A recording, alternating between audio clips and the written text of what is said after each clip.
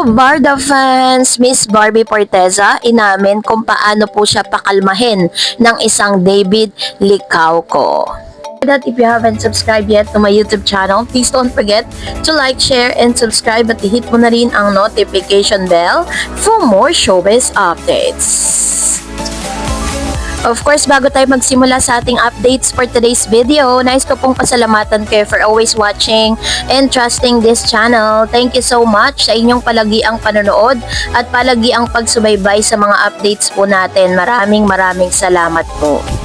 At ngayong araw, pag-usapan natin si Miss Barbie Forteza because ilan sa mga teaser or ilan sa mga promotional videos po nila ay lumabas na sa publiko para sa kanilang pinakabagong programa na mapapanood sa View, ang Beauty Empire. Barbie Forteza, Kailin Alcantara face off in Beauty Empire teaser.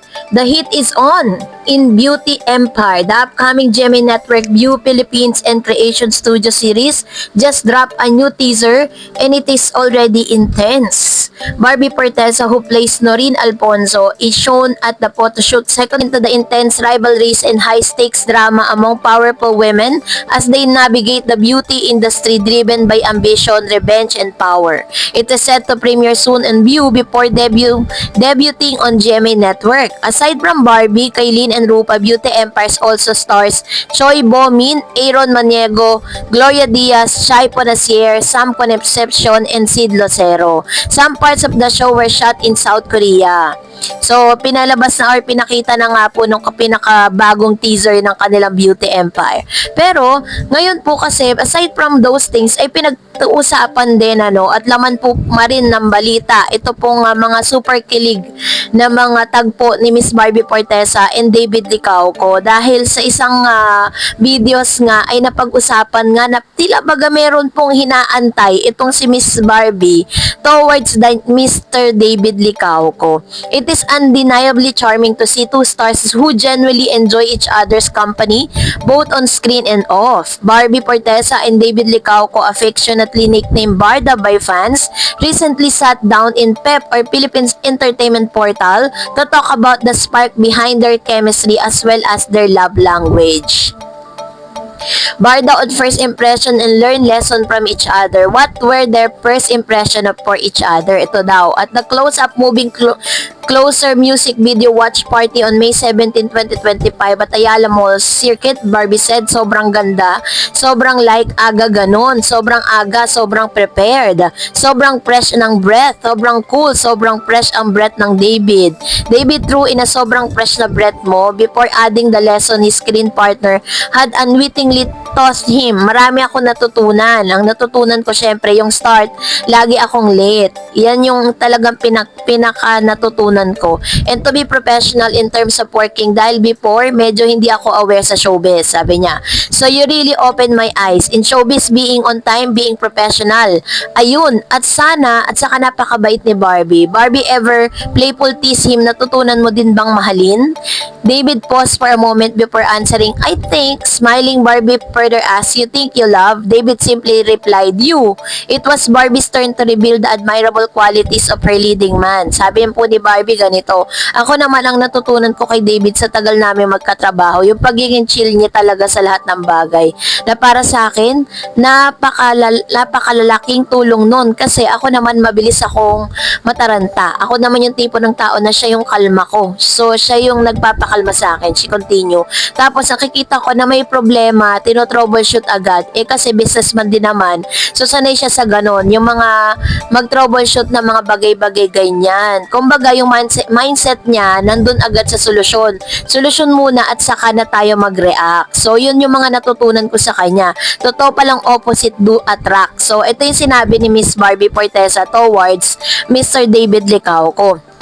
Bukod po dyan, napag-usapan din ang patungkol sa kanilang love language. Both singles that The two are currently focused on their love team. One kilig moment during the interview came when they discussed their love language. Barbie said, siguro yung love language na nare-receive ko galing sa kanya, mas words of affirmation, ganyan. Mahilig siyang mga musta, mahilig siyang magsabi ng, totoo to ha, hindi ako nag-e-etsos. Pang feeling niya, down ako that day. Nagsasabi niya ng ganda mo ngayon na, ganyan ay yung mga words of affirmation. She also mentioned David's thoughtful gesture, tapos pag nararamdaman niya na antok ako, binibilan niya ako ng coffee. Mga acts of service, gift giving, halos lahat naman. Barbie jokingly added, ang iniintay ko na lang talaga yung physical touch. Iniintay.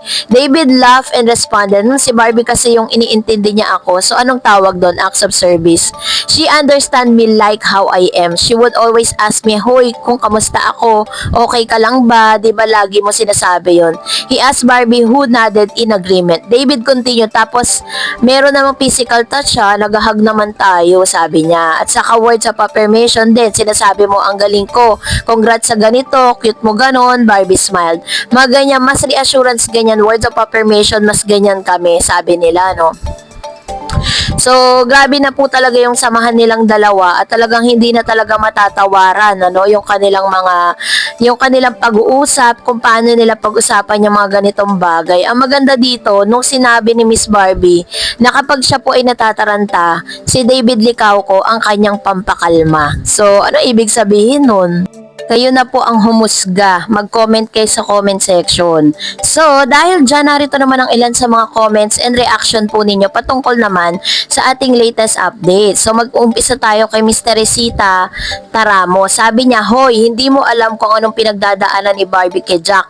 Kulang ka sa pansin, Miss Angel or Mrs. Wala kang alam, si Jack babaero. Hindi mo ba alam ang tungkol kay Aba at Jack? Ay nako, di Barbie pa sinisisi nyo. Ilang beses na niloloko ni Jack si Barbie.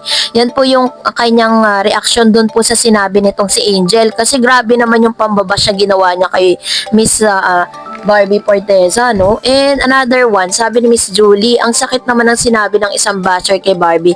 Di naman niya alam ang dahilan ng breakup nila ni Jack Roberto. Kaya, yang matatalas ang dila, tigilan nyo na si Barbie. Pansin nyo, habang binabash ang Barda, lalo silang kumikinang. Salamat po sa inyo, ngayon lang ako nakaranas ng isa ko sa mga binasa mo, comment ko. Sa content mo, palagi ko ay naabangan ang vlog mo. God bless you at palagi ka mag-iingat. Ako po ay senior na. Salamat ma'am si Juliet ha, mag-ingat din po kayo.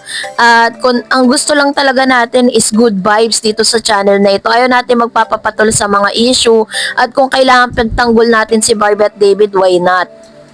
Sabi ni Miss Consihala Vlogs, yung mga bashers na akala nila babagsak ang Barda, di ba nila alam na mas sumisikat ang Barda, kakabash ng mga ampalaya talaga? True. Sabi nga ni Rosemary, yes, sana nga sila na nga, ba? Diba? Totoo naman yun, the more na binabash niya po ang Barda, mas more na sila po ay sumisikat. Yun talaga yung nakikita ko dyan, ba? Diba? So, salamat mo, Ma'am Shi, sa inyong comments, and maraming salamat po sa inyong laging panonood. And sabi ni Glitters, I love them both. Sabi ni Jingle, kasi nga sila na, lahat sinasabi, pickles true soon, aamin na yan. Pag pinalabas ang Beauty Empire, ayan, true yan. Panigurado yan, marami pong mga, maraming interview na magaganap kay Miss Barbie Forteza patungkol kay David kasi talagang bago kasi magkaroon ng ipalabas yung kanilang programa, meron tinatawag na MediaCon, no? So, yun yung pinaka-time para magtanong, para sa mga personal questions. Sabi ni Miss Estrelita, Barda Super Tandem Team Partnership love many people and their own fans. No wonder how been so lucky given by the universe and God. We pray for their happiness and keep from danger always. Barbie Forteza and David Licauco, best bet for all the rewards for being so good in their acting capabilities, which many have noticed. They are so kind to give rewards for being so good. They are so kind to give their service to all. Not all tandem has the privilege of liking by madlang people to do their lovey-dovey act in front of them. But Barda is an exemption. We love their romantic affairs. They bring so much kilig and happiness. Go Barda, go on and be top 1 and bankable star. Ayan. Salamat Ma'am Shisrelita sa inyo pong laging napakagandang comments at positive comments. Sabi ni Miss Sally, sana sila na talaga ang magkatuluyan. Mahal ko si Barbie at David. Sila ang susunod na dong yan. Ayan. So, ano nga no, talagang sila na po yung itadhana ng Diyos. And sabi ni Miss Religiosa Potot, Hi, DF. Good evening. Salamat sa update ng aming idol, Barda. We love them. God bless. Thank you rin, Ma'am Shi. God bless you po. And another one, sabi ni Miss Luisa de la Cruz, Barda love journey to forever. Thank God always. Another one, sabi po ng ilang pang mga comments dito, sabi ni Miss Ella, no more delulu and no more fakid behavior, just only true love and respect. Love Barda forever.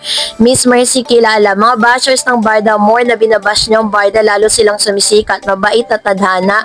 Hindi niya inaya mapunta si Barbie kay Jack, tadhana ang Barda, naging lucky charm nilang isa't isa. Totoo po yan. Diba, nakita nyo naman kung paano po talagang umalagwa ng todo ang karera ni David at ni Barbie Forteza. Dumoble pa nga kay Barbie dahil ang dami po mga nagtiwalang brand sa kanilang dalawa.